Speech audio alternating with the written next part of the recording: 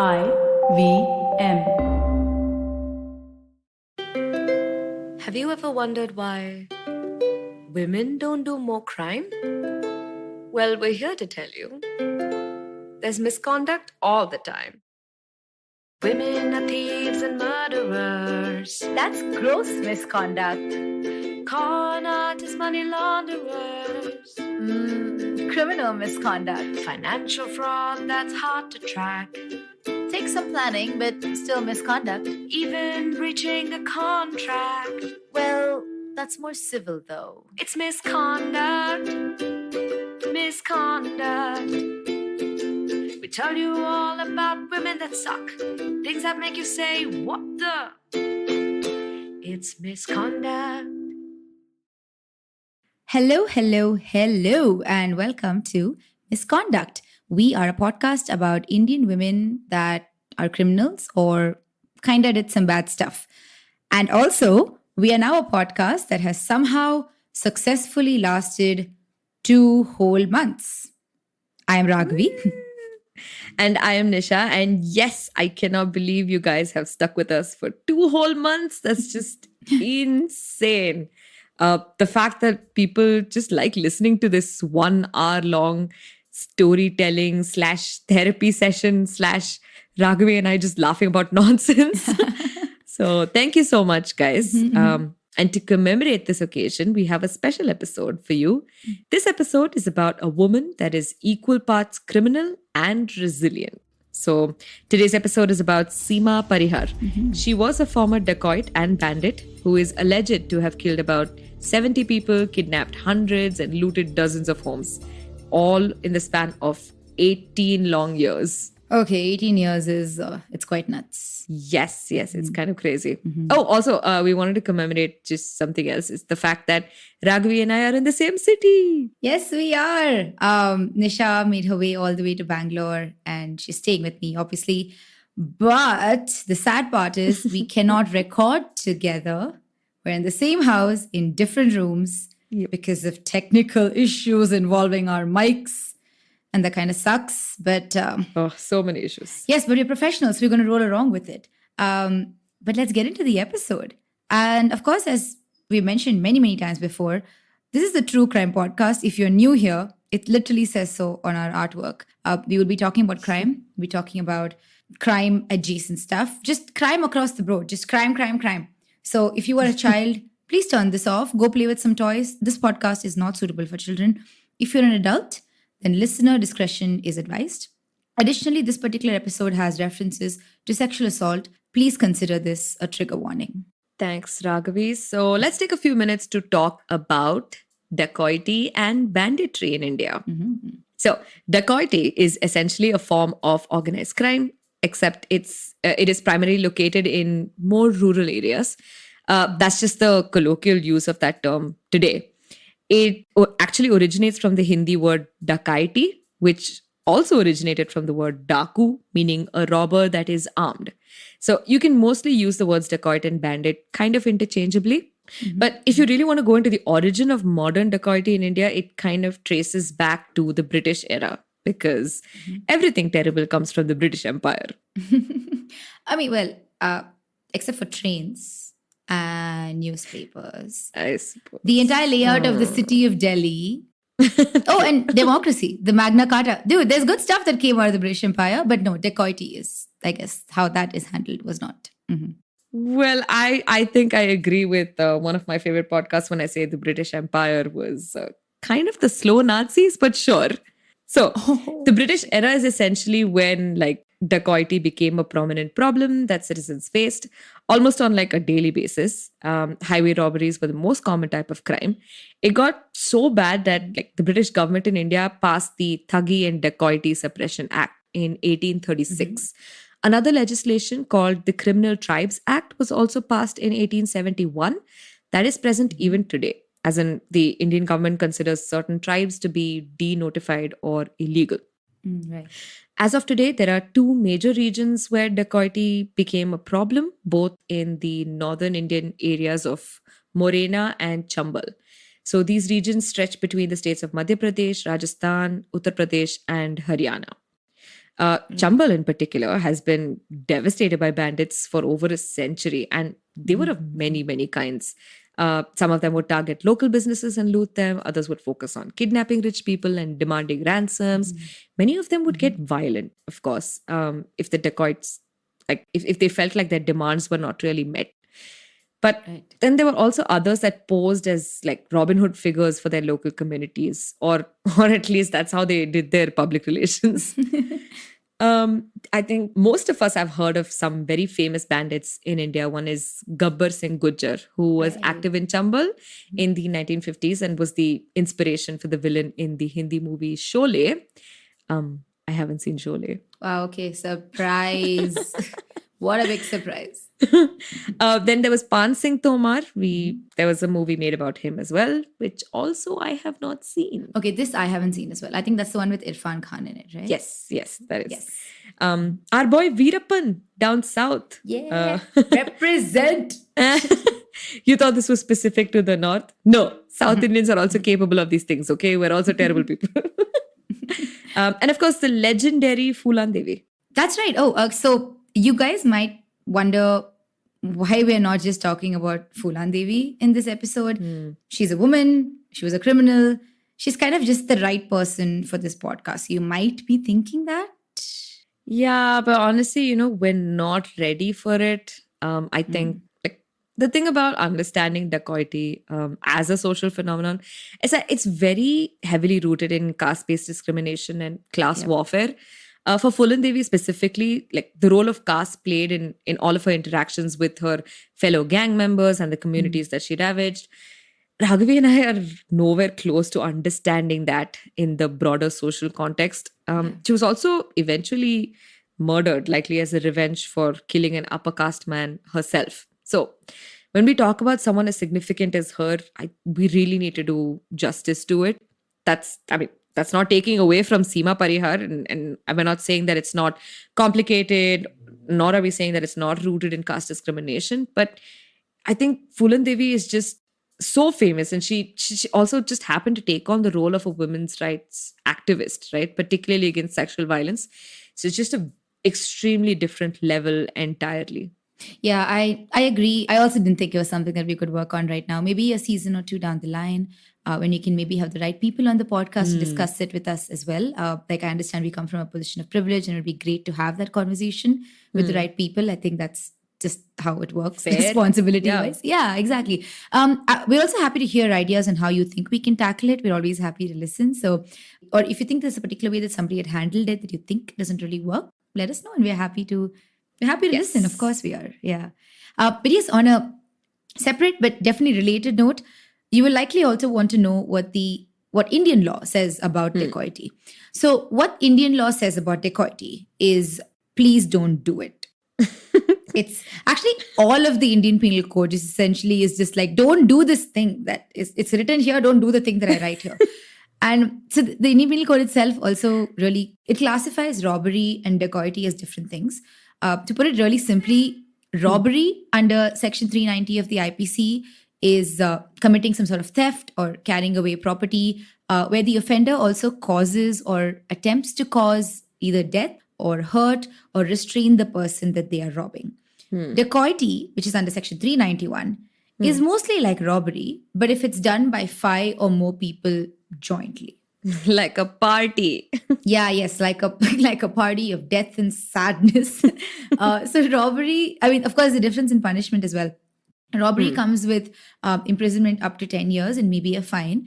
Also, if you commit robbery on the highway in the nighttime, that can extend to 14 years. Oh. Yeah. But what if it's like a cool robbery? Like Dhoom? Okay.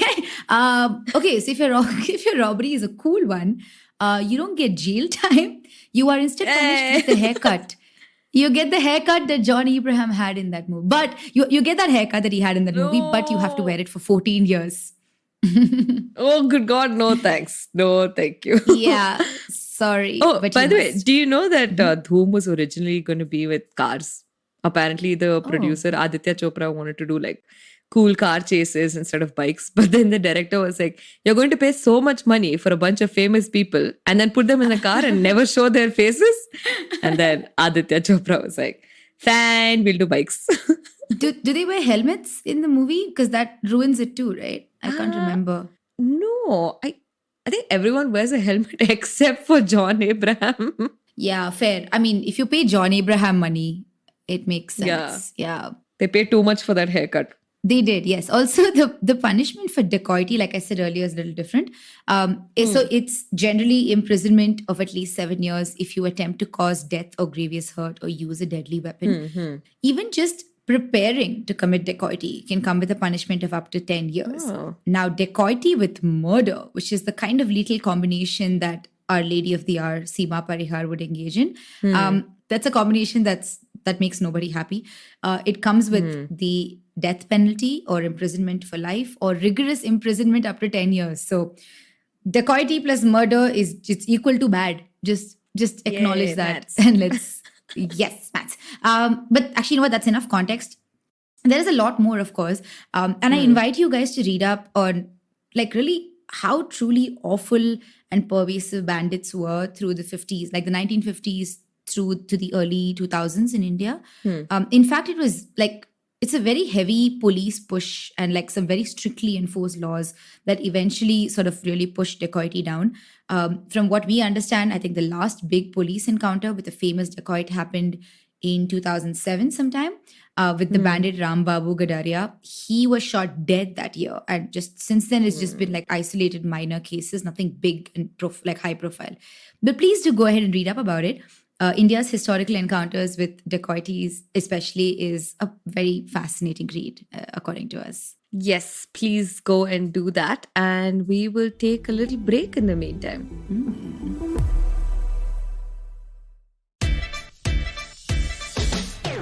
From uncensored and unfiltered chats with the who's who of the entertainment industry, I, Siddharth Kannan, bring you a very hardcore chat show called Candid Kannan. Tune in every Friday on the IVM Podcast app or wherever you get your podcasts. Welcome back, everyone. I think it's high time that we start talking about the woman, Seema Parihar. So, Seema Parihar was born in a tiny town in Uttar Pradesh called Auraiya to a Thakur family. Auraiya is close to the border between UP and Madhya Pradesh, somewhere along the banks of the river Yamuna. Her exact date of birth is not clear, but she was born somewhere between 1970 and 1971. We just calculated this with some basic mathematics, so just presume that it's wrong. But at some point in her life, a rich man from her village appears to have asked to marry her, and her father said no. So this rich man, it is said, was named Lala Ram. So this part is sourced from a representation made about Seema in a court case, and we'll get to that a bit later. Right. In 1983, Seema was unfortunately kidnapped, and she was probably like 12 or 13 years old at that time. She was residing in a village called Baween in UP at this time. Lala Ram, the man who proposed to her, was one of the men who kidnapped her. The other man was Kusuma Nyan. Both turned out to be dacoits. And they took her to a jungle nearby. That's where she lived for years after that, with no contact with her family. It appears that her father looked for her, but the local police were working with the dacoits. It's not known exactly why they kidnapped her. It's unlikely that they would have just picked her up for a ransom, since her family was not particularly well off. There are publications like The Independent that claim that she was raped repeatedly, but we haven't found any Indian publication that spoke about it. Right.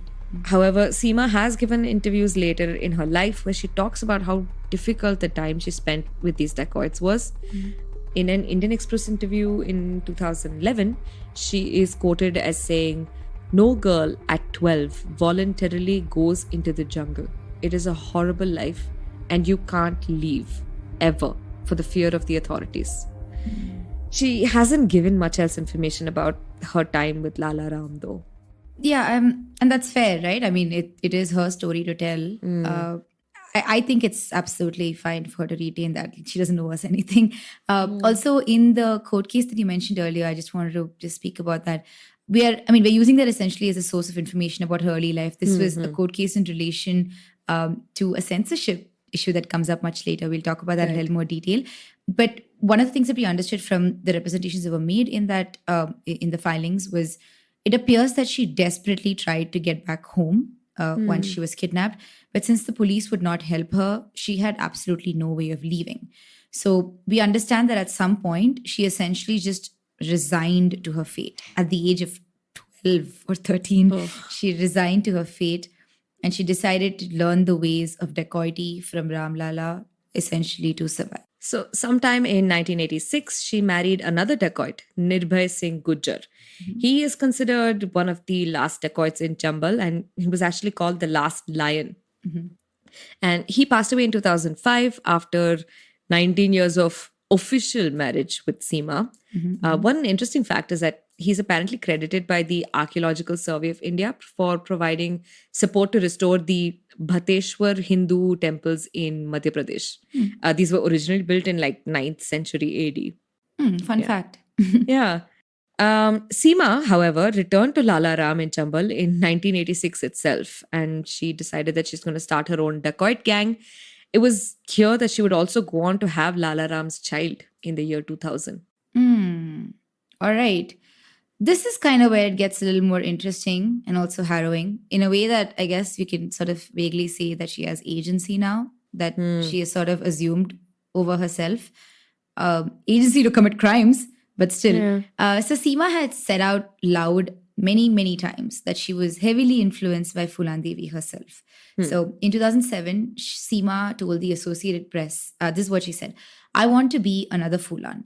She has done a lot for the poor and downtrodden."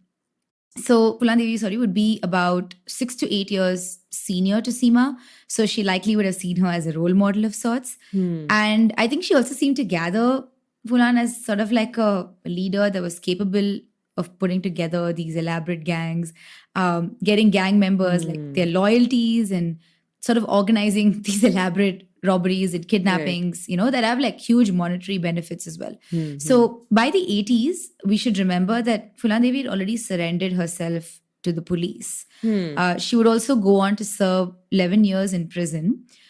But the fact is, the sentiments among the people of Phulan Devi's community were essentially that her acts of rebellion were warranted and necessary, considering what had happened to her and generally considering what was happening in the community. And Phulan Devi, also she surrendered entirely on her own terms. All of those terms were fulfilled by the Madhya Pradesh police, So there was really no scenario in which you can say the Phulan Devi did not have that sense of agency when she was, even when she was surrendering to the police. So Seema clearly felt very, very inspired by her. So much on the same lines as Phulan Devi, in 1986, Seema decided to divide up certain bits of land in Madhya Pradesh, all for herself. So this would include Bhind Forest in Madhya Pradesh and the Chambal River.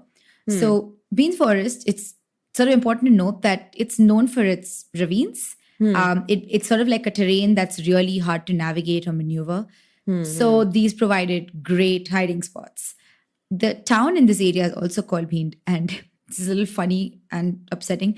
There's an Indian Express article from 2011 that describes the town as where everyone and their 2-year-old owns a gun.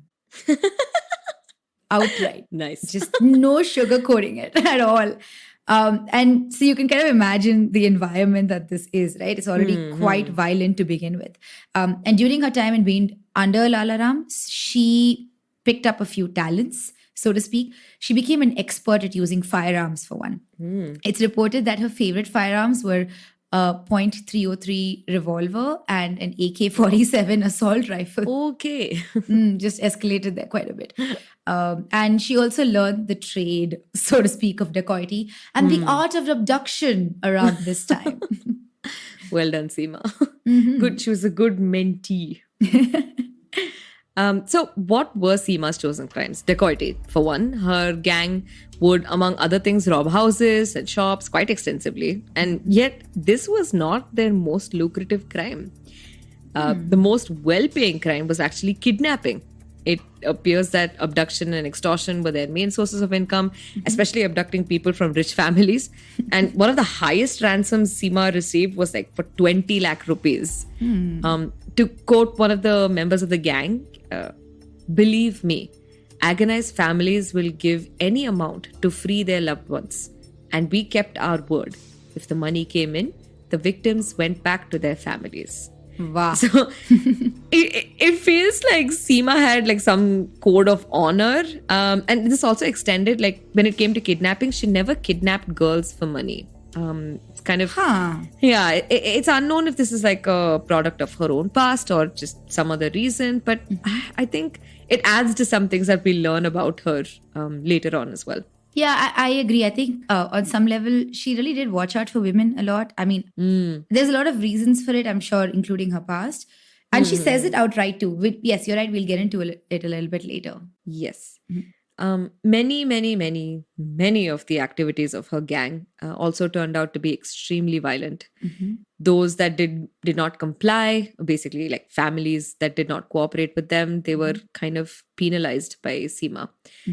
For example, if the family of a kidnapping victim did not cooperate to pay the ransom, then they would get a finger in the mail.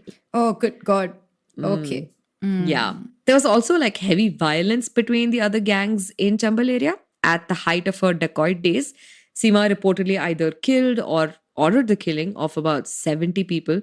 This included both like rival gangs and people that betrayed her or mutinied against her from her own gang. She really was extremely ruthless, I think. Also, the people of Chambal were too scared to be a witness against her, which I understand. So, like, even if the cases were filed, no one would give her up or turn up and say that they had some information about her. Yeah, I mean, no doy, of course. So that's absolutely fair. I think at the height of her dacoit days, Seema essentially ended up like looting and pillaging some 30 odd houses. She allegedly killed like 70 people. She kidnapped 200 people. And this is stuff that we know of.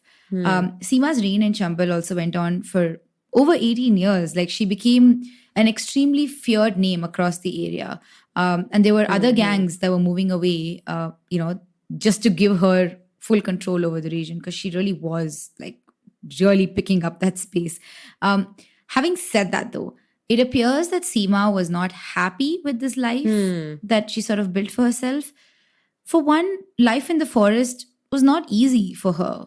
And there's the Indian Express article that you mentioned earlier. Her partner at the time, Suraj Singh, he is quoted as saying, if anyone fell sick, that was the worst thing. First, you would call the village doctor. But if the illness was beyond him, we would commandeer a vehicle to take them to the city and find a hospital. It was forever happening with the girls in the forest as they frequently got pregnant and we had to take them for abortions. Oof, that is heavy. Yeah, that's really, really rough. Can you imagine? I mean, I'm really glad they didn't do like a backyard abortion.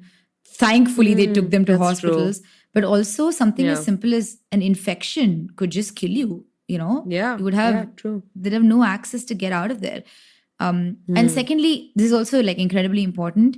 Seema didn't choose this life. She was essentially kidnapped as a child and forced to become this. Instead of enjoying like a real childhood like the rest of us got, when I say rest of us, I know I mean a very privileged few even then, to be very honest. She was also married off to a man that she didn't know. And it's very likely that he abused her. She came back, away from him in less than a year of marriage. So I'm not surprised at all. I'm actually just surprised that she didn't just take her guns and shoot everyone she knew. I swear. Because, if it came to that point, that's what I would do. I would just snap. Something in me would snap.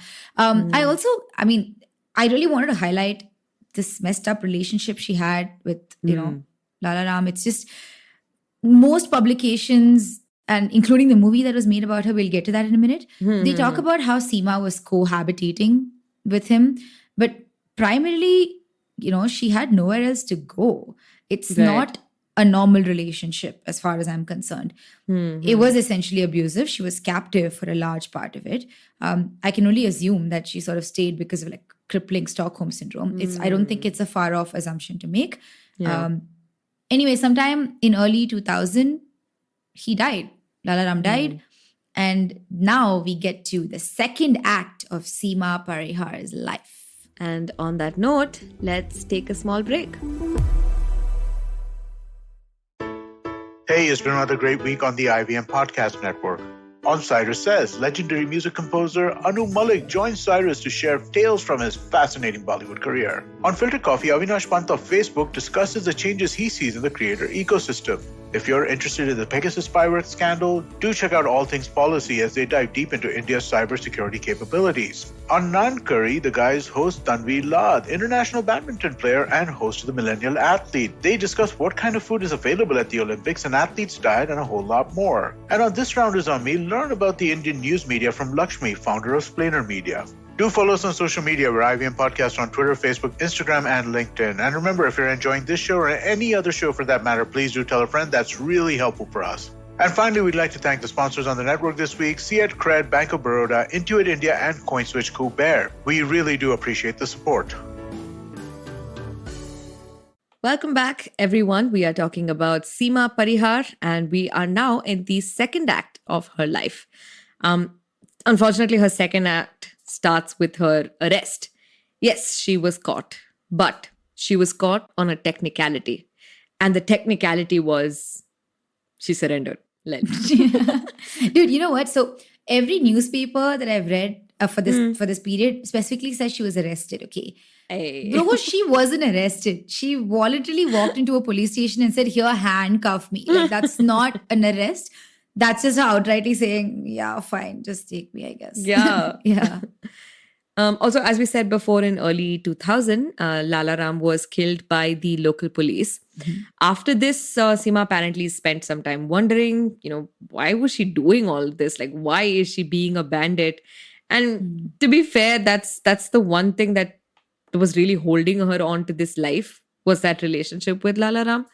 And then, so at this point, when he was killed, she just thought to herself, girl, it's time to move on.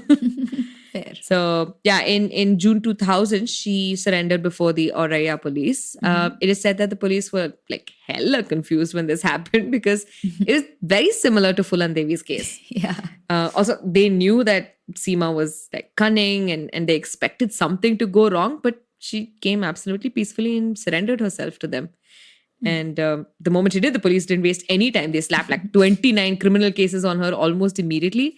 This included everything from like dacoity to robbery to murder, theft, extortion, kidnapping. Just every one of these charges were for the crimes that happened in and around just Chambal. Oh, yikes. And you know what sucks is that we don't have access to the case files for these 29 cases. Like, that would be insanely cool if we did. We do have a confirmation that Seema was acquitted in 15 of these cases as of 2008 sometime. At the time, she was on bail for the rest of the cases. But just a little before that, before she got out on bail, something very interesting happened. So Seema was quite popular in the media by this point.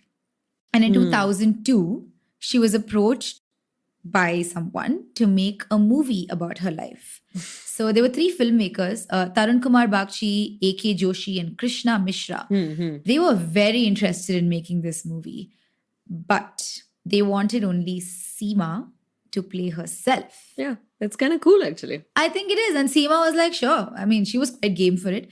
But at this time, she was still in jail. And she wasn't able to get out on bail just yet. So these filmmakers campaigned to get her out on bail so she could film the movie. Like, they essentially paid for legal fees and got her out there. It got very delayed, the movie filming itself, because the courts were not happy with this request. They were like, excuse me, what the hell? You not only are you a criminal, you are profiteering, with the idea of you being a criminal and just telling your story. But eventually she was out because unless there's a very specific reason, courts kind of have to grant bail. Especially she surrendered in this case, dude. Yeah. There's no flight risk with her. They're like, I mean, she turned up. What are we supposed to do? So filming began in 2004. And the making of this film was very closely followed by the media, especially because Seema was playing herself. It was like unheard of, And the movie was titled Wounded, the Bandit Queen. That's what it's called. So the movie is essentially about her life from the age of 13 when she was kidnapped till the day that she surrendered to the police. Yes. Actually, a lot of people were not happy about this particular movie, and the production was really ravaged by like a lot of violent attacks throughout the entire entire time. Also, Seema's still legally wedded husband, Nirbhay Gujjar. Remember, we mentioned him like right in the beginning. Yeah. He threatened to have the filmmakers beaten up for apparently defaming the lives of dacoits. Okay. I don't know. But I mean, the production persevered and the filming was completed in 2005. And then, like, jokes on Nirbhay, he died. Whatever. Yeah, that's true. He did die. That's, yeah, well. Yeah. But the movie did not do very well. But more importantly, I think the movie spent almost a year in front of the censor board, just like waiting for it to get approved. Basically, the censor board said that the filmmakers have to remove all abusive words and dialogues from the movie. Remove the scene with a close-up of a bullet injury for a gun fired by Seema. Remove by 70% the visuals of someone spitting on another's face. And remove by 70% the visuals of someone urinating. What does that mean? Just everything. So the lawyer representing the filmmakers basically said, bro, if you remove all of this, there is nothing. You're just like whitewashing a story about a 13-year-old girl that was kidnapped and forced into a life of crime. Yeah. Right? And eventually this went to the Bombay High Court and the High Court was just like, just show the film as is. Yeah, I agree with the High Court. Like, I will never truly understand why film boards do this. It's not an India-specific event. It's kind of generally a thing. Censorship in particular is just people for some reason like it. So think about movies like this, biopics, those sorts of things especially. Yeah. You know, some of these movies are going to have like hard and uncomfortable themes. And it's important to tell these stories as they are, as they happened. Like, for example, even in just this movie, right? From Wounded, to remove swear words from this movie would have really taken away Seema's ability to tell her own story as it happened. Because I understand that for a lot of people, that swear words, especially like an urban like group of people, would think these are swear words. It's not how you speak. It's not like polished, but it's likely colloquial language for a lot of these people, right? Correct. So you're really stripping away that sense of identity without, thinking about how it would impact the storytelling process. More importantly, this is a violent story to begin with. Yeah, exactly. Yeah, and toning down the violence would really impact how much we as like viewers would understand how truly violent and chaotic and traumatic Seema's own life was. Yeah. And like, I mean, it doesn't matter if she was the one inflicting the violence or if she was a victim of the violence. I mean, you can be two things. It's possible. So if you think if it's truly violent and not suitable for certain age groups, then put a rating on it. Yeah, and then fair. just let it be, right? Then it's the responsibility of the parents to make sure their kids don't watch it. Or you as an adult, you read the rating and you're like, oh, I don't think I like this theme. I'm not going to watch it. It's really that simple. Yeah, fair. It's actually kind of interesting. There are some reviews of Wounded that I read, and it kind of dealt with the movie as if it was incapable of just being a work of art on its own, just because it gave like a sort of platform to a criminal. Right. It doesn't change the fact that she is a criminal. Of course she is. Yeah. But the fact is, you don't even want to discuss her experience, and you don't, like, you refuse to give her that privilege of nuance, and you end up making like this, nonsense 2D character with no growth, no backstory, nothing. It's just some like plain Jane kind of a thing. And I don't know, I think these people, the people who are making these decisions, they are also coming from a place of privilege. So really, what do you know?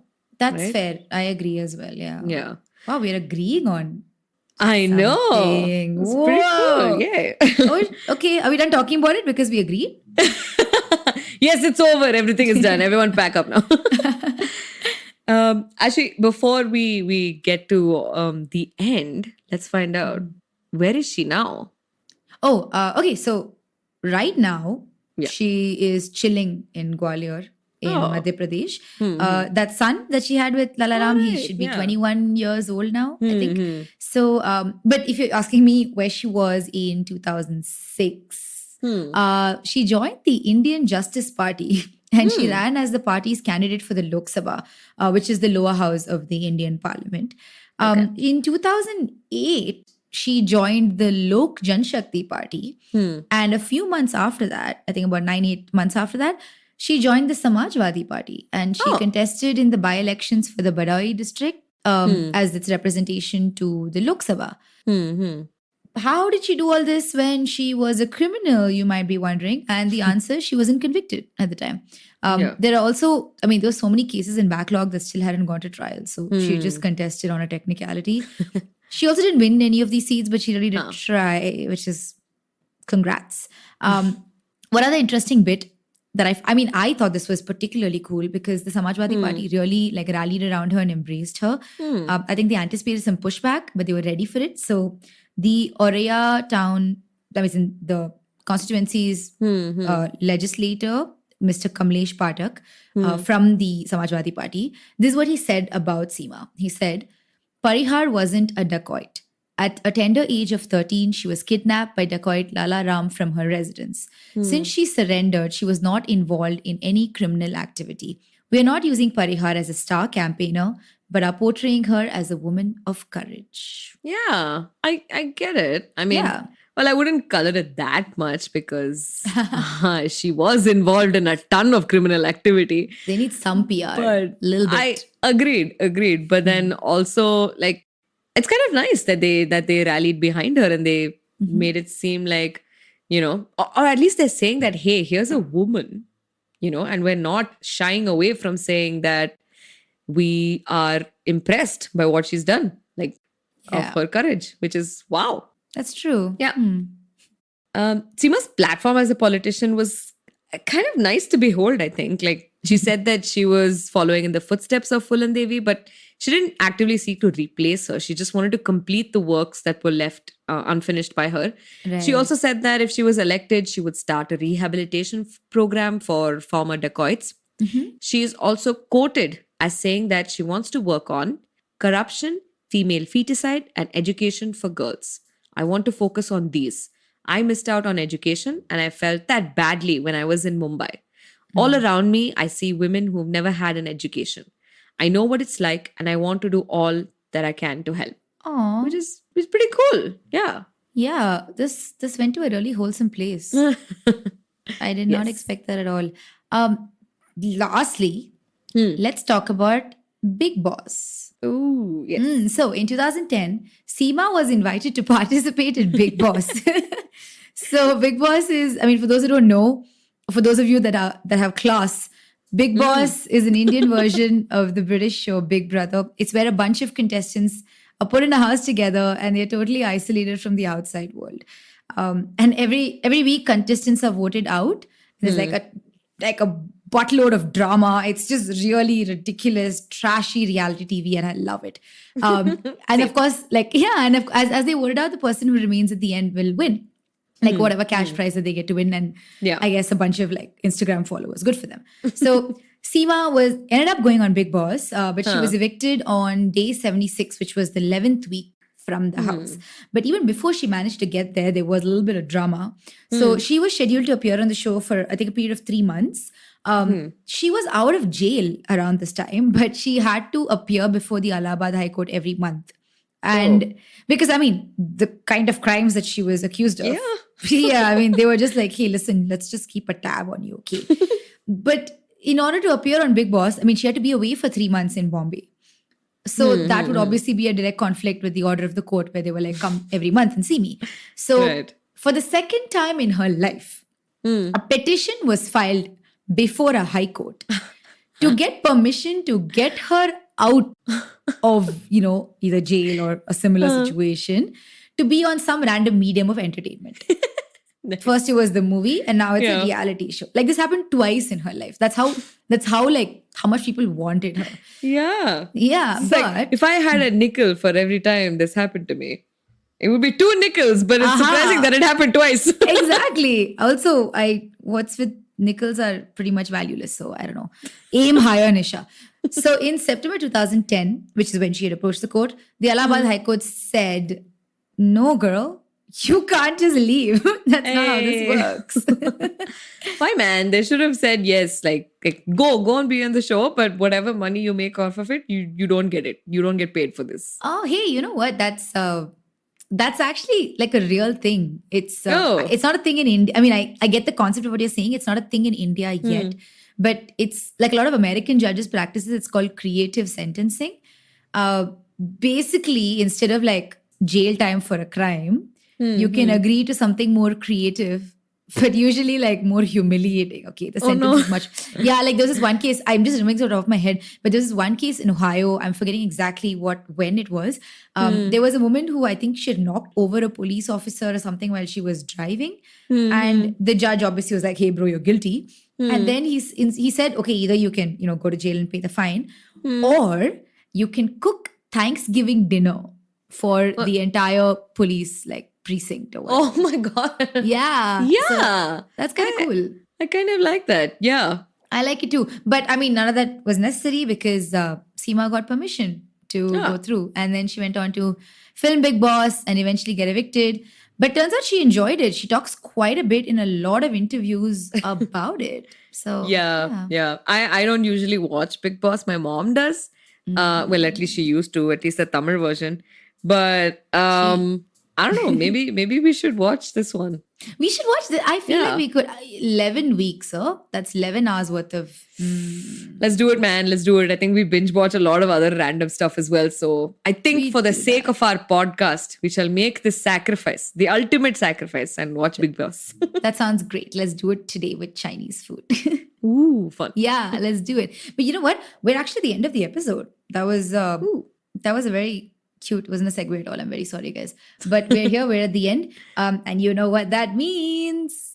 It's time for musical recap. Whoop, whoop, whoop. Yeah. All right, Nisha, take it away.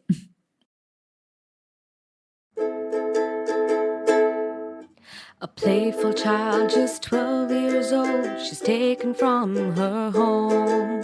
She fought her way through lands unknown, but the jungle broke her soul. She turned away from a life of good to play the part of Robin Hood. And there she was, the bandit queen, or so her story goes. She robbed and killed 1,000 men and vanquished all her foes. Followed by her loyal ones, she ruled where no one goes. She surrendered on her own. On a stage her life was shown. And there she was, the bandit queen, or so her story goes. And there she was, the bandit queen, or so her story goes. Girl, I am so proud of you. All day, every day. I'm so proud Thanks, girl. of you. You know what else I'm proud of? What? The fact that we are at the end of this episode about bandits and dacoits and highway robbers, and yet not once have we used the word booty. Oh. There are many times I wanted to, especially when you were talking about like the initial bits about dacoity. I was like, Right. let's use the word booty. But then I thought, that's really trashy, Raghavi. Get your shit together. Good job. Claps all around. Well done. Thank you. But thank you so much for sticking by so far and listening to us for the past 2 months, and also listening on this episode. You can follow us on Instagram. You can catch me at just.nishful.thinking. And Raghavi, where can they get you? At ragi.dose. You'll find our Instagram handles in the description of this episode. You can also please subscribe to our blog. All of our sources are on there. If you're curious, this particular episode has a ton of sources. So I think you'll have a great time looking that up. And we will catch you on the next episode of Misconduct. See you guys.